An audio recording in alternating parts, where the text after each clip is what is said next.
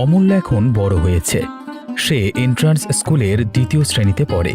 কিন্তু গরিব বড় লোক এইটুকু তো তফাৎ থাকবেই দিদি। আরে আরে আরে কি করছো কি করছো? আরে বাবা এ কি করছো? মারছো কেন ওকে? তিনি গত বছর হয়েছে কিছু দূরে একটি বড় রকমের বাড়ি তৈরি করছেন। প্রায় 10 দিন হলো বাড়ির কাজ সম্পন্ন হয়েছে। এ লোকেশি ভাগ্নে নরেনকে আমাদের বাড়ি রেখে পড়ানোর ইচ্ছে জানিয়েছে।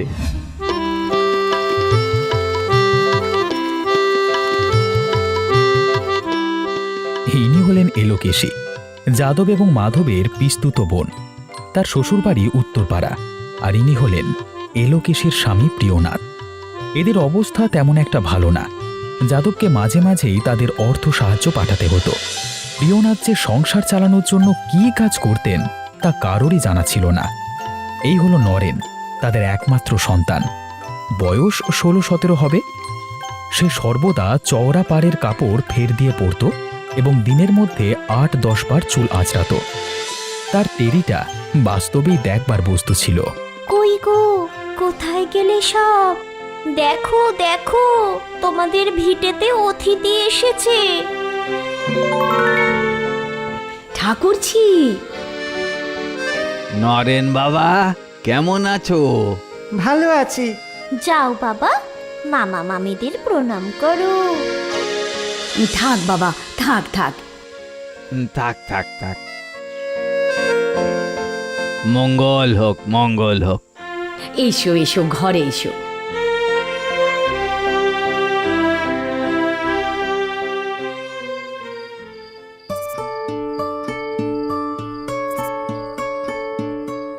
নরেন, কোন ক্লাসে পড়ো তুমি?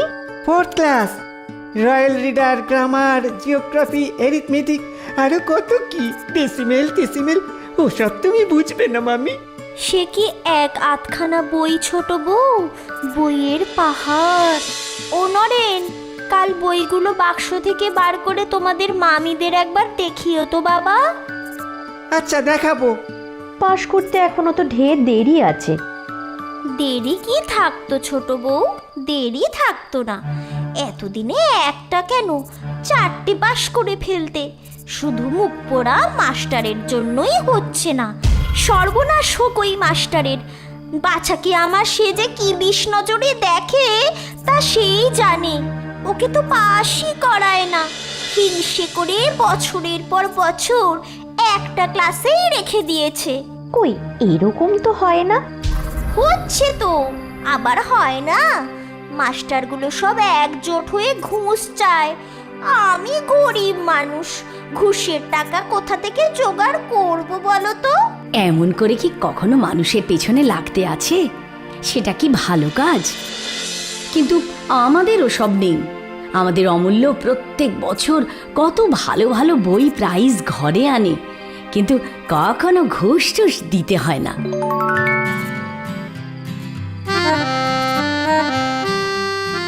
কাল তো রবিবার ছোট মা, আজ মাস্টার মশাইকে যেতে বলে দাও না। এই যে ছেলেটা দেখছো ঠাকুরজি, এই গল্প পেলে আর উঠবে না। কদম, মাস্টার মশাইকে বলে দে অমূল্য আজ পড়বে না।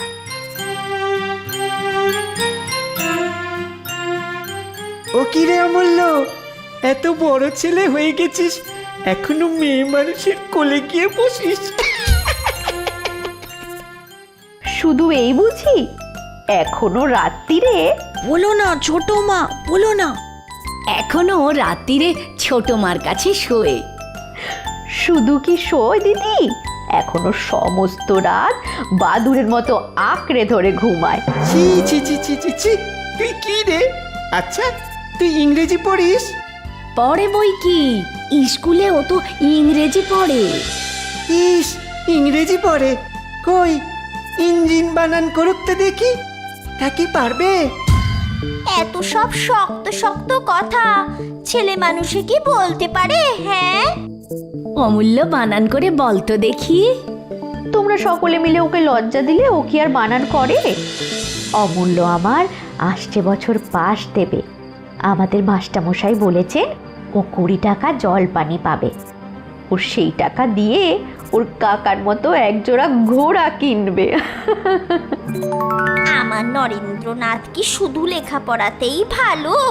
ও এমন থিয়েটারে অ্যাক্টও করে না যে লোকে শুনে চোখের জল আর ধরে রাখতে পারে না। সেই সীতা সেজে কিরম ভাবে বলেছিলে, একবার মামিদের শুনিয়ে দাও তো বাবা। প্রাণেশ্বর, কি কুক্ষণে দাসী তব। ওরে থাম থাম, চুপ কর, বট ঠাকুর ওপরে আছেন। শুনলেই বাকি ঠাকুর দেবতার কথা। এ তো ভালো কথা ছোট বউ। বাহ নরেন, কি সুন্দর করছিলি। তবে শোনো তুমি ঠাকুর দেবতার কথা, আমরা উঠে যাই। আচ্ছা তবে থাক, আমি সাবিত্রীর পাঠ করি। না।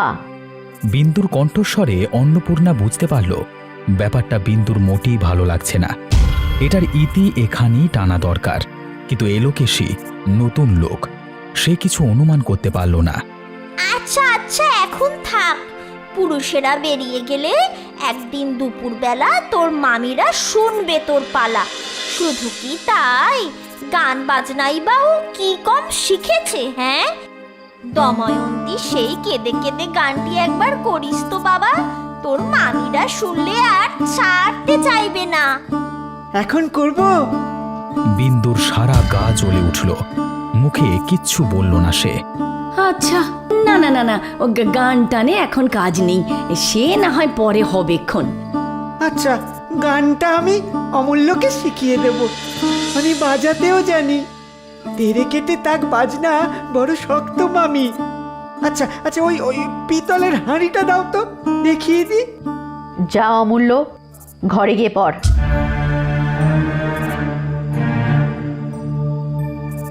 বিন্দুর এরকম অভিব্যক্তির কারণ অন্নপূর্ণা কিছুটা আঁচ করতে পারে। যদি অমূল্য সঙ্গদোষে বিগড়ে যায়, এই তার দুশ্চিন্তায়। অন্নপূর্ণা এটুকু ঠিক বুঝতে পেরেছে, এখানে থেকে নরেনের লেখাপড়া বিন্দু পছন্দ করবে না। বাবা নরেন, তোমার ছোট মামির সামনে ওই একটো ট্যাক্টোগুলো আর করো না, কেমন? তোমার ছোট মামি একটু রাগী মানুষ, এই সব সে পছন্দ করে না। ছোট বউ এসব ভালোবাসে না, না বুঝলাম, তাই এভাবে উঠে গেল। হতেও পারে।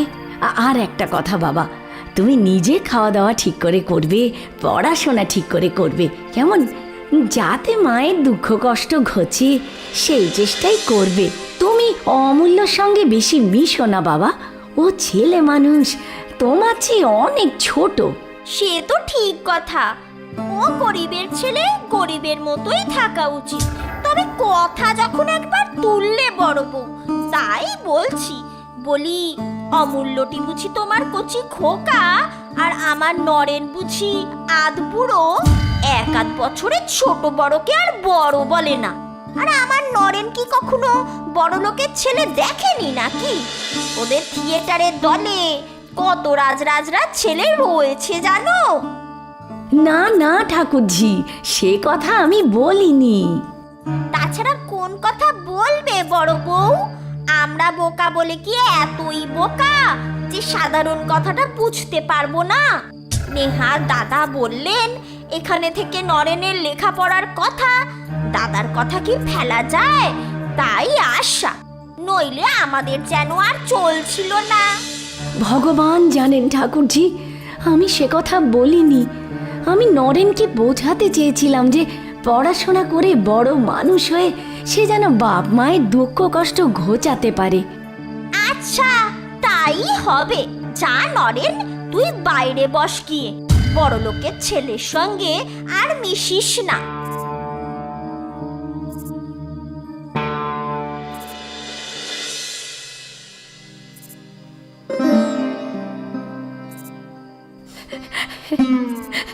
হ্যারি, তোর জন্য কি কুটুম্বিতেও বন্ধ করতে হবে? কিভাবে চলে এলি বলতো? কেন বন্ধ করতে হবে দিদি? আত্মীয় কুটুম নিয়ে তুমি মনের সুখে ঘর করো, আমি ছেলে নিয়ে পালাই। সে আমি জানি, যাতে আর 5 জনের কাছে মুখ দেখাতে না পারি, সে কি তুই না করেই ছাড়বি? চিরটা কালটা এই বউ নিয়েই আমার হাড় মাস জ্বলে পড়ে ছাই হয়ে গেল।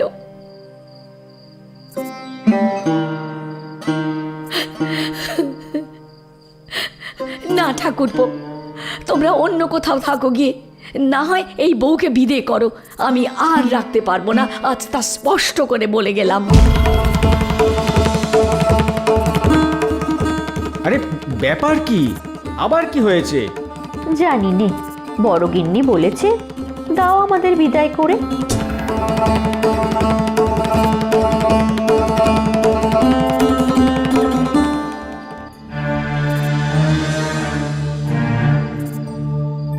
একজনের মনে সন্তান বিগড়ে যাওয়ার আশঙ্কা, আরেকজনের আত্মীয় পরিজনের প্রতি সদ্ব্যবহার বজায় রাখবার দৃঢ় প্রতিজ্ঞা। মুখুজ্জে বাড়িতে বোধহয় প্রথম গোলযোগ আনল। পরিবারের অশান্তির সূত্রপাত বুঝি এভাবেই হয়।